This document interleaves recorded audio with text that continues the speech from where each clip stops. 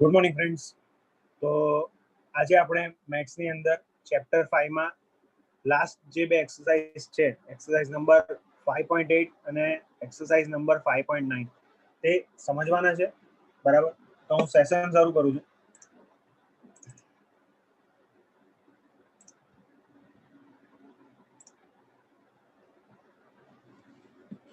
મિત્રો, સૌથી પહેલા આપણે એમાં જાણવાનું છે બહુકોણ. બરાબર, અગાઉ તમે 3 અને 4 બાજુઓ વાળા બહુકોણ કે જેને આપણે ત્રિકોણ અને ચતુષ્કોણ તરીકે ઓળખવામાં આવે છે એનો અભ્યાસ કર્યો. તો આ બહુકોણના વિચારને આગળ વધારીને વધુ સંખ્યાની બાજુઓ વાળી આકૃતિઓનો આપણે અભ્યાસ કરીએ. તેમની બાજુઓની સંખ્યાને આધારે આપણે આ બહુકોણનું વર્ગીકરણ કરવાનો પણ પ્રયત્ન કરીએ. બરાબર, અહીંયા તમને બાજુઓની સંખ્યા આપી છે, એનું નામ આપ્યું છે અને ઉદાહરણમાં તે કેવા દેખાય છે તે કીધું છે. તો મિત્રો, સૌથી પહેલા છે ત્રિકોણ.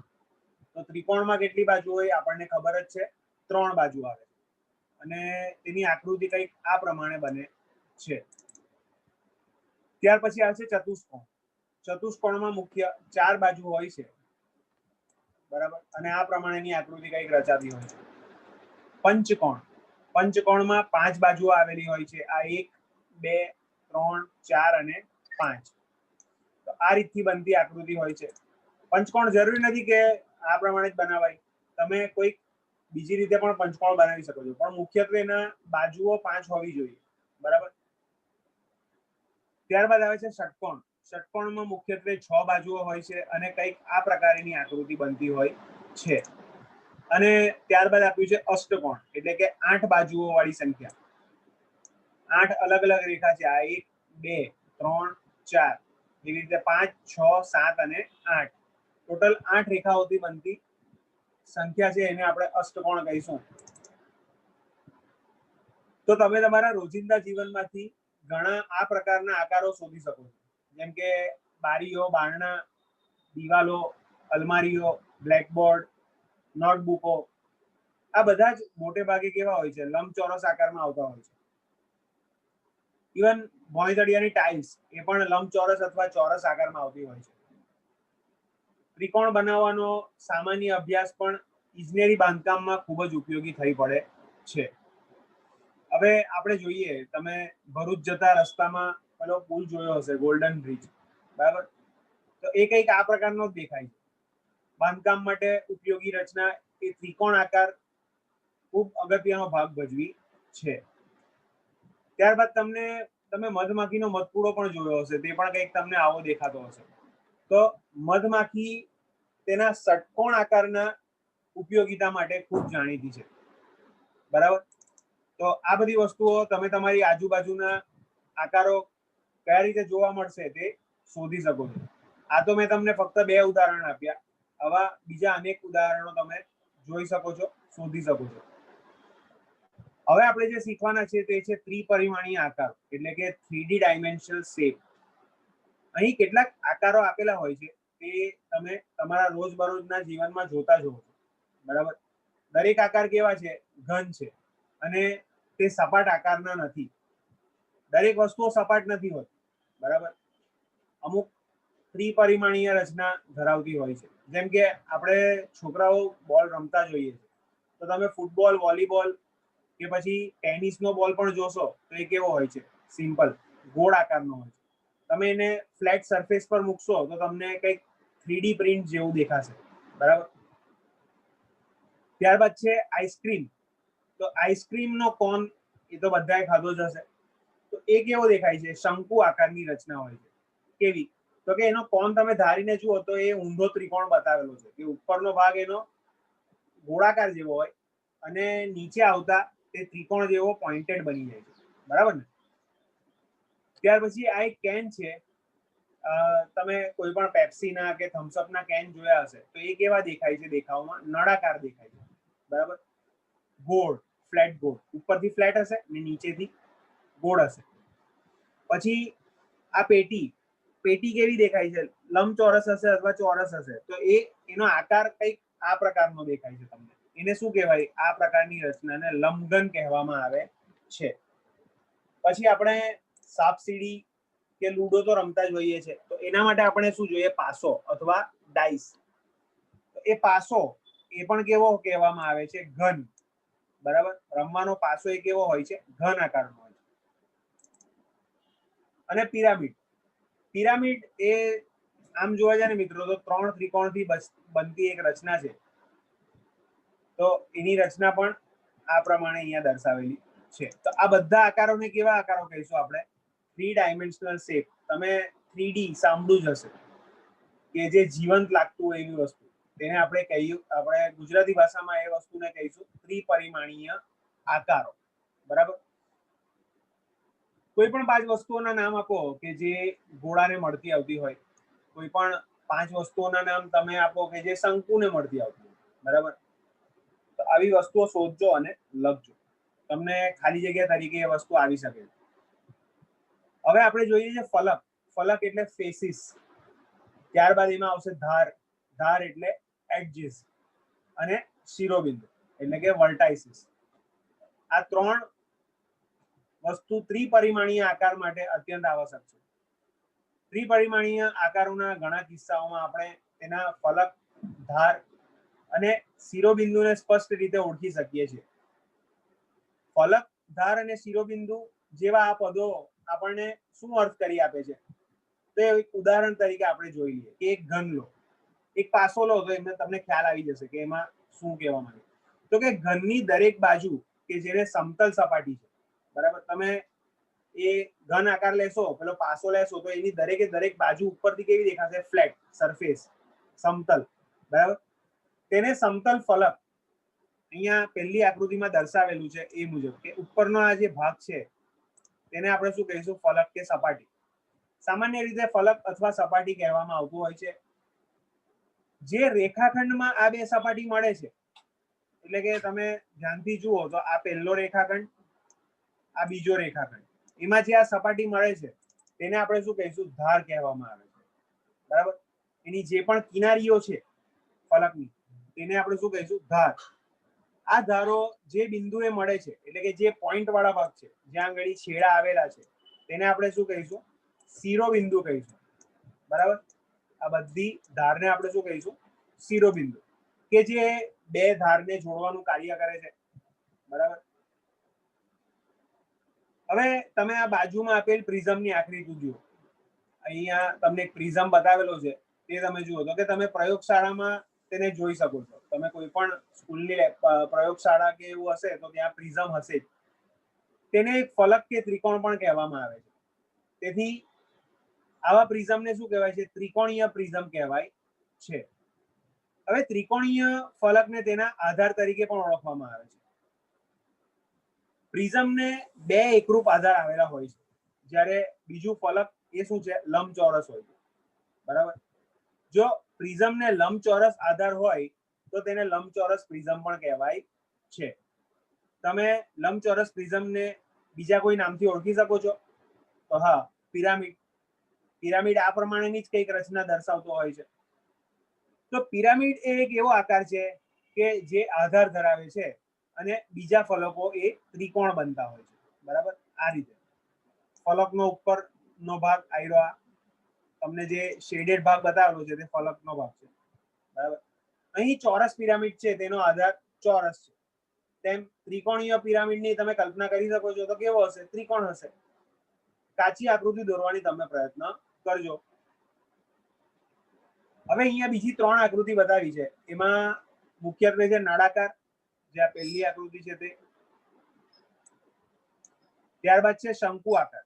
તમે બર્થડે પાર્ટીમાં જાઓ તો ત્યારે તમને કોન શેપની ટોપી આપવામાં આવે, ગોળ. બરાબર, એને શું કહેવાય? શંકુ આકારની ટોપી કહેવાય. અને ગોળો, તો ગોળાની ધાર સીધી હોતી નથી. શંકુનો આધાર કેવો હોય છે? બરાબર, તે વર્તુળ હોય છે. બરાબર, નળાકારને પણ 2 આધાર આવેલા હોય છે. ઉપર ને નીચે સાઈડ તમે જુઓ તો તે ગોળાકાર હોય છે. અલબત્ત ગોળાને 2 સપાટ ફલક નથી આવતા. તેના વિશે તમે હજુ વિચારજો કે ગોળો એને તો કોઈ આમ જોવા જાય તો ફલક હોતું જ નથી. તો આપણે હવે જોઈએ સ્વાધ્યાય 5.8. એમાં તમે પહેલો પ્રશ્ન પૂછ્યો છે કે તપાસો કે નીચેનામાંથી કયા બહુકોણ છે અને તેમાંનો કોઈ પણ ન હોય તો કહો કે તે શા માટે નથી. તો સૌથી પહેલા તો મિત્રો બહુકોણ માટે એક નિયમ એ અતિ આવશ્યક છે કે બહુકોણ એક બંધ આકૃતિ હોવી જોઈએ. બરાબર, ખુલ્લી આકૃતિ હશે તો તે બહુકોણ ગણવામાં આવતો નથી. તો પહેલી આકૃતિ જે દર્શાવી છે તે બંધ આકૃતિ નથી. આથી આપણે કહી શકીશું સિમ્પલ કે તે બહુકોણ છે જ નહીં. બરાબર. બીજી આકૃતિ દર્શાવી છે તે બહુકોણ ધરાવે છે. હવે એને બાજુ કેટલી છે તો જોઈએ તો કે 1, પછી આ 2, 3, 4 અને 5 ને આની સાથે 6. તો 6 બાજુથી બંધ આકારવાળી રચના છે, માટે 6 બાજુવાળો બહુકોણ બને છે. ત્યાર પછી ગોળો બતાવેલો છે, તો ગોળો પણ બહુકોણ નથી, કારણ કે તે રેખાખંડથી બનેલો નથી. હવે તે બંધ આકૃતિ તો છે પણ રેખાખંડ એને કશે જોડતી આવતી નથી, માટે બહુકોણ એ ગોળ એ બહુકોણની આકૃતિમાં દર્શાવી શકાય નહીં. પછી શંકુ આકારનો જે ભાગ છે એ પણ બહુકોણ નથી, કારણ કે તેને પણ રેખાખંડથી તે દર્શાવી શકાતો નથી. બરાબર. હવે બીજા નંબરનો દાખલો જોઈએ તો તેમાં કીધું કે દરેક બહુકોણના નામ આપો. અહીંયા તમને બહુકોણ આપી દીધા છે, તો સિમ્પલ એના જેટલી બાજુ છે આપણે લખવાની છે. તો કેટલી બાજુથી આ બહુકોણ બનેલો છે તો કે 1, 2, 3 અને 4. તો 4 બાજુથી બનેલો બહુકોણ હોય એને આપણે શું કહીશું? ચતુષ્કોણ. પછી આમાં 1, 2 અને 3, તો 3 બાજુથી બનેલો બહુકોણ છે તો તેને આપણે કહીશું ત્રિકોણ. સી નંબરની આકૃતિમાં જુઓ તો 1, 2, પછી આ નીચેનો ભાગ 3, 4 અને 5. 5 ભાગથી બનતો બહુકોણ છે, માટે એને આપણે શું કહીશું? પંચકોણ. ચોથી આકૃતિ છે તેમાં જોઈએ 1, 2, 3, 4, 5, 6, 7 અને 8. તો 8 બાજુથી બનતો બહુકોણ છે એને આપણે કહીશું અષ્ટકોણ. બરાબર. તો આ રીતે આપણે બહુકોણના નામ આપ્યા છે. હવે તમને ત્રીજો દાખલો પૂછ્યો છે કે નિયમિત ષટકોણની કાચી આકૃતિ દોરો અને તેના કોઈ પણ 3 શિરોબિંદુઓ જોડીને ત્રિકોણ રચો. તમે દોરેલો ત્રિકોણ કયા પ્રકારનો છે તે પણ કહો. તો આપણે નિયમિત ષટકોણ દોરવાનું. તો ષટકોણ દોરી દઈએ. તો ષટકોણ માટે કેટલા આવશે? 1, 2, 3, 4, 5 અને 6. આપણે ટોટલ 6 બાજુઓ લેવાની અને એને નામ આપી દીધા. ધારો કે આપણે નામ આપ્યા A, B, C, D, E અને F.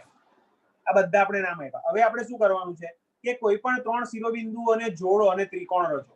હવે ત્રિકોણ બનાવવાનો છે તો ક્યાં હું આ સાઈડનો શિરોબિંદુ જોડું અથવા ક્યાં હું આ સાઈડનો જોડું.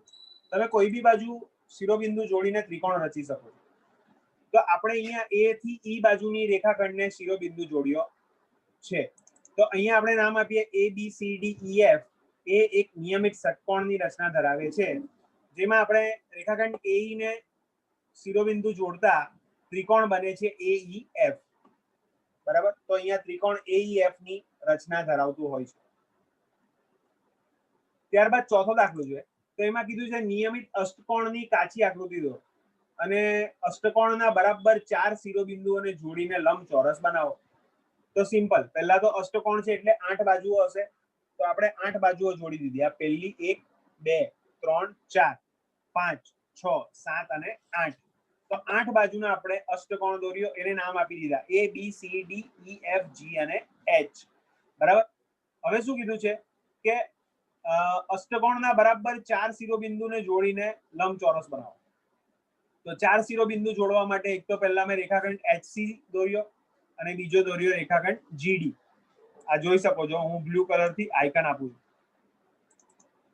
તો આના આધારે એક તો ABCDEFGH એક નિયમિત અષ્ટકોણની રચના કરે છે, જેમાં CD, G અને H એક લંબચોરસ બનાવતો છે.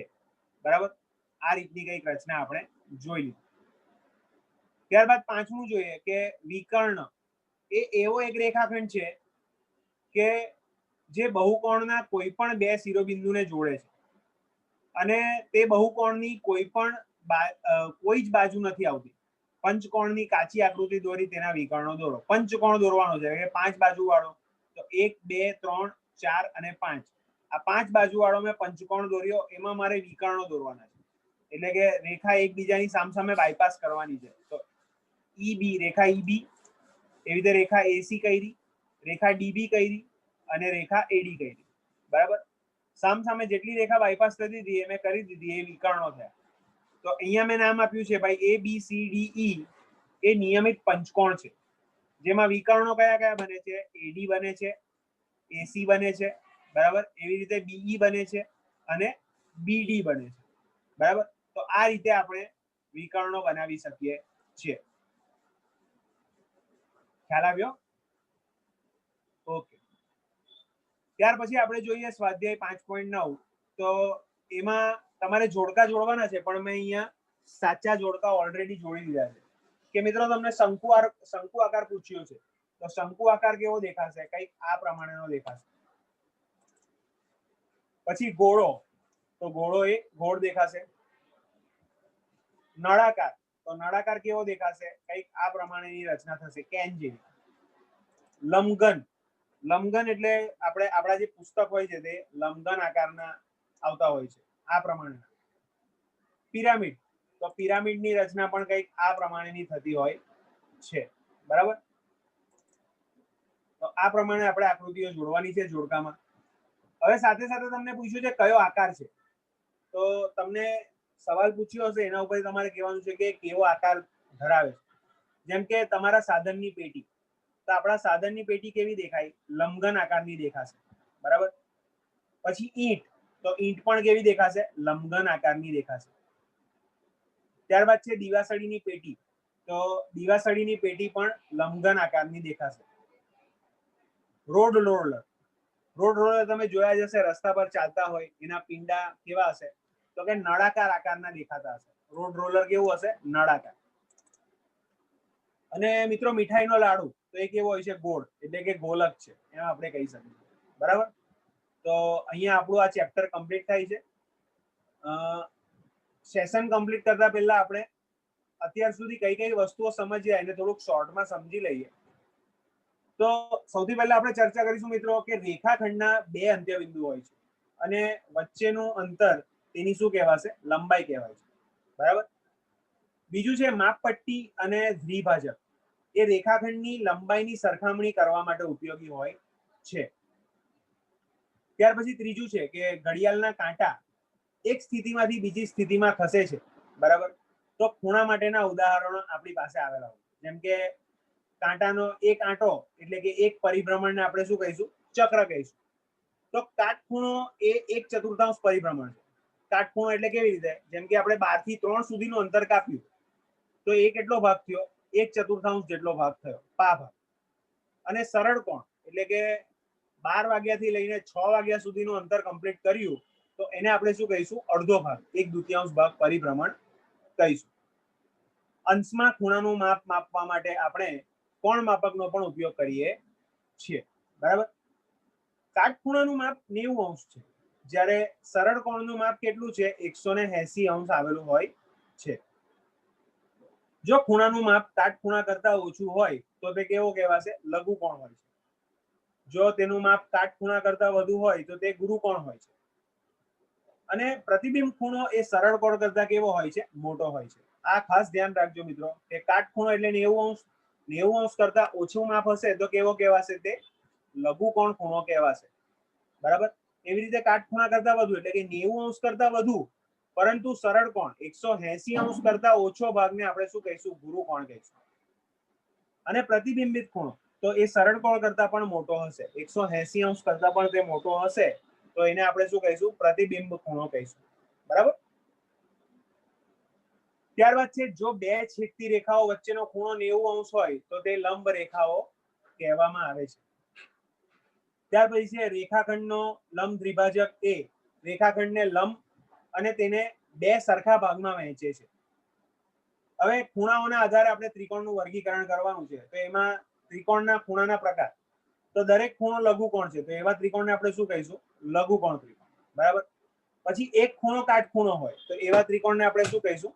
કાટકોણ ત્રિકોણ. એક ખૂણો ગુરુકોણ હોય તો એવા ત્રિકોણને આપણે શું કહીશું? ગુરુકોણ ત્રિકોણ. બરાબર, એવી રીતે તેમની બાજુઓની લંબાઈના આધારે ત્રિકોણનું વર્ગીકરણ. તો ત્રણેય બાજુઓની લંબાઈ અસમાન હોય, એટલે કે દરેકે દરેકના માપ અલગ અલગ હોય, તો એવા ત્રિકોણને આપણે શું કહીશું? વિષમ બાજુ ત્રિકોણ. બરાબર. એવી રીતે કોઈ પણ બે બાજુઓની લંબાઈ સમાન છે, એક બાજુની અલગ છે, બે બાજુની સરખી છે, તો એને આપણે કેવો ત્રિકોણ કહીશું? સમદ્વિબાજુ ત્રિકોણ. જ્યારે ત્રણેય બાજુઓ સરખી હોય, બરાબર, ત્રણેય બાજુના માપ સરખા આપેલા હોય, તો એવા ત્રિકોણને આપણે શું કહીશું? સમબાજુ ત્રિકોણ. હવે આપણે જોઈએ બાજુઓના આધારે બહુકોણનું નામ. તો ત્રણ બાજુ વાળો બહુકોણ હોય તો તેને આપણે શું કહીશું? ત્રિકોણ. ચાર બાજુ વાળો હોય તો ચતુષ્કોણ. પાંચ બાજુ વાળો હોય તો પંચકોણ. છ બાજુ વાળો હોય તો ષટકોણ અને આઠ બાજુ વાળો હોય તો અષ્ટકોણ. આ ખાસ ધ્યાન રાખજો મિત્રો, પરીક્ષામાં આવે છે. નવમું છે ચતુષ્કોણનું તેમના ગુણધર્મોના આધારે વર્ગીકરણ કરો. તો એમાં ગુણધર્મ છે સમાંતર બાજુની એક જોડ, તો એનું નામ આવશે સમલંબ ચતુષ્કોણ. એવી રીતે સમાંતર બાજુની બે જોડ, તો એને આપણે શું કહીશું? સમાંતર બાજુ ચતુષ્કોણ. આ બેમાં ભૂલ નહીં કરતા, એક જોડ હોય તો કેવી આવશે? સમલંબ ચતુષ્કોણ આવશે, અને બે જોડ હોય તો સમાંતર બાજુ ચતુષ્કોણ આવશે. પછી કીધું છે ચાર કાટખૂણા ધરાવતો સમાંતર બાજુ ચતુષ્કોણ, તો એને આપણે કહીશું લંબચોરસ. ચાર સરખી બાજુઓ ધરાવતો સમાંતર બાજુ ચતુષ્કોણ, તો એને આપણે કહીશું સમબાજુ ચતુષ્કોણ. એવી રીતે ચાર કાટખૂણા ધરાવતો સમબાજુ ચતુષ્કોણ, તો એને આપણે કહીશું ચોરસ. બરાબર. અને છેલ્લું છે કે આપણી આસપાસ ઘણા ત્રિપરિમાણીય આકારો આપણે જોયા, જેમ કે સમઘન, લંબઘન, ગોળો, નળાકાર, શંકુ, પ્રિઝમ અને પિરામિડ વગેરે આકારો પણ આપણને જોવા મળ્યા છે. બરાબર. તો ફ્રેન્ડ્સ, આ સાથે આપણું ચેપ્ટર નંબર 5 આખું કમ્પ્લીટ થાય છે. આઈ હોપ તમને ખ્યાલ આવ્યો હશે. બરાબર. તો આ સાથે હું મારું સેશન કમ્પ્લીટ કરું છું. Thank you.